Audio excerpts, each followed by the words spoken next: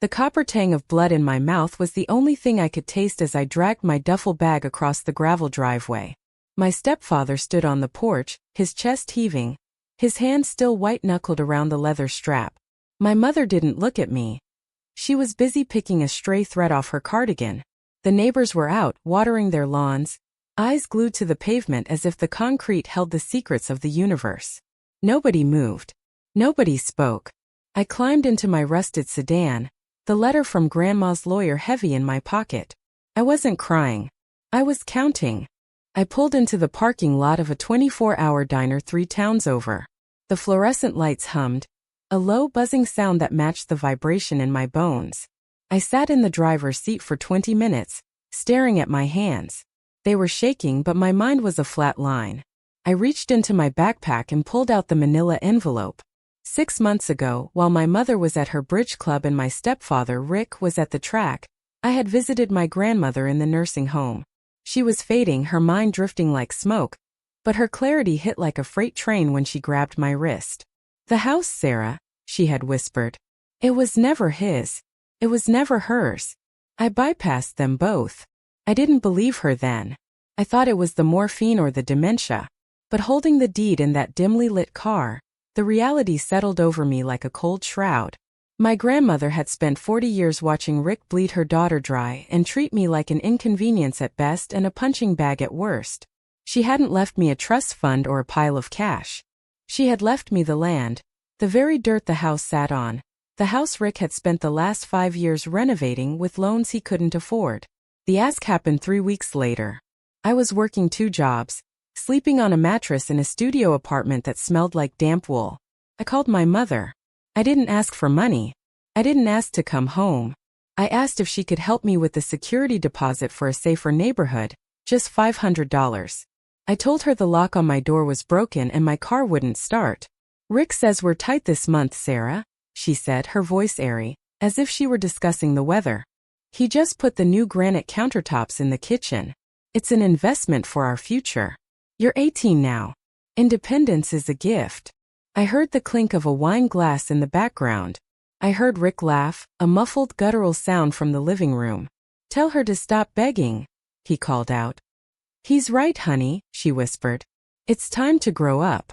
That was the pattern. When I was 12 and needed braces, Rick decided the boat needed a new engine. When I was 16 and made the honor roll, my celebration dinner was canceled because Rick had a bad day and needed silence. My role was to be the buffer, the person who absorbed the blows so the house stayed quiet. I was the family's shock absorber. I stayed on the phone for a long beat. I didn't argue. I didn't remind her of the welts or the way she looked away when he threw my dinner in the trash. I just listened to the hum of the line. "I understand," I said. It was the last time I ever called her. I hung up and looked at the paperwork from the lawyer. Rick's investment was built on a foundation of sand. My grandmother had structured the deed as a life estate that terminated upon her death, with the remainder interest going solely to me. My mother and Rick had stayed in that house for the last year as squatters, paying property taxes they thought were going toward a mortgage that had been paid off in 1994. They had taken out a massive home equity line of credit to fund Rick's renovations, but the bank had made a clerical error.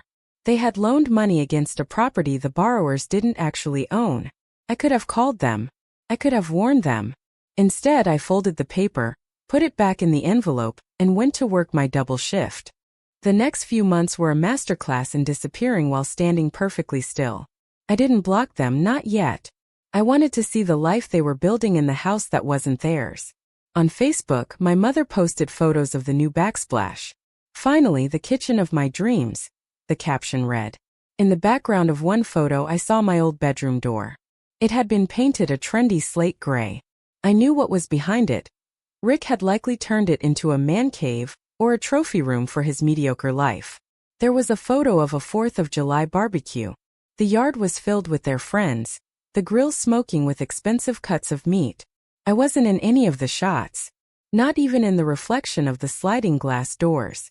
I spent my lunch breaks in the public library, teaching myself how to read property tax assessments and lien filings.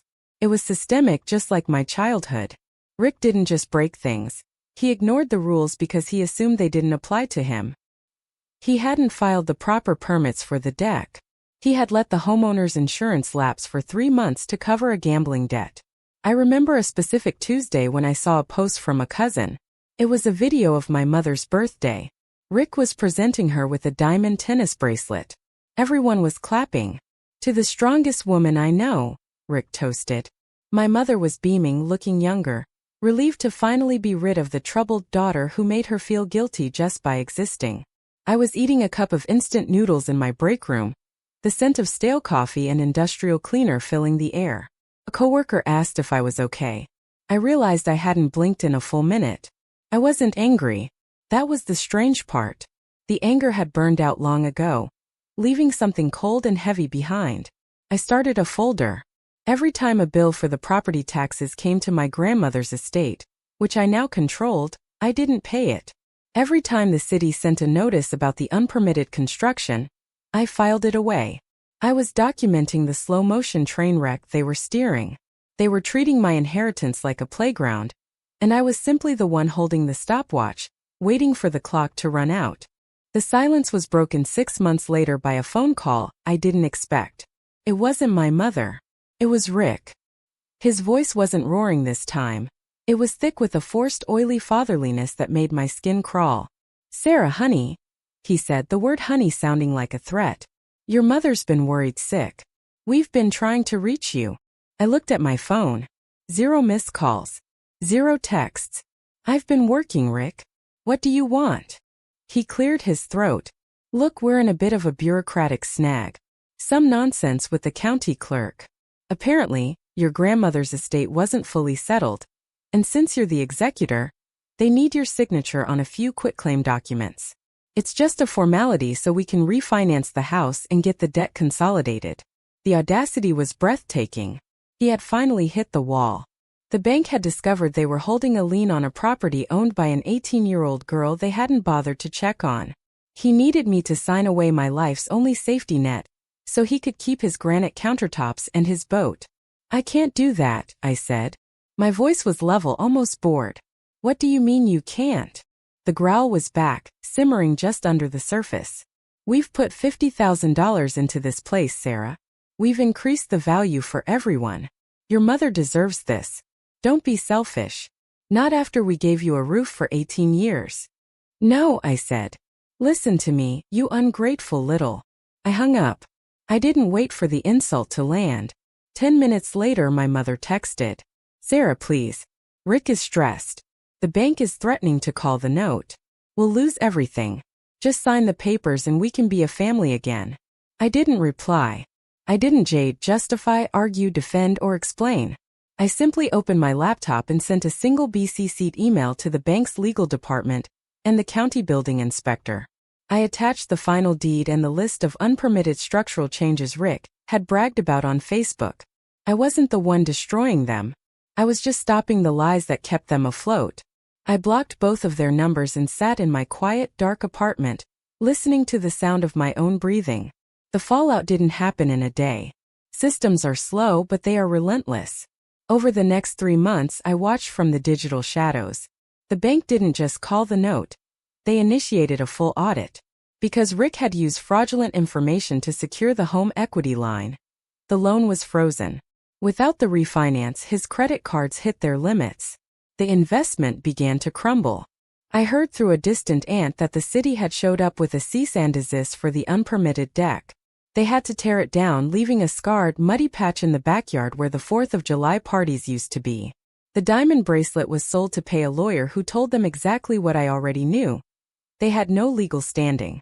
I saw my mother at a grocery store nearly a year later. She looked tired. The expensive cardigan was pilled, and she was checking the price of a generic loaf of bread. She saw me and froze, her hand hovering over the shelf. I expected a scene, a scream, a plea, a lecture. Instead, she just looked at me with a hollow, recognition-starved expression. "Sarah," she whispered, "we had to move into a rental. It's small."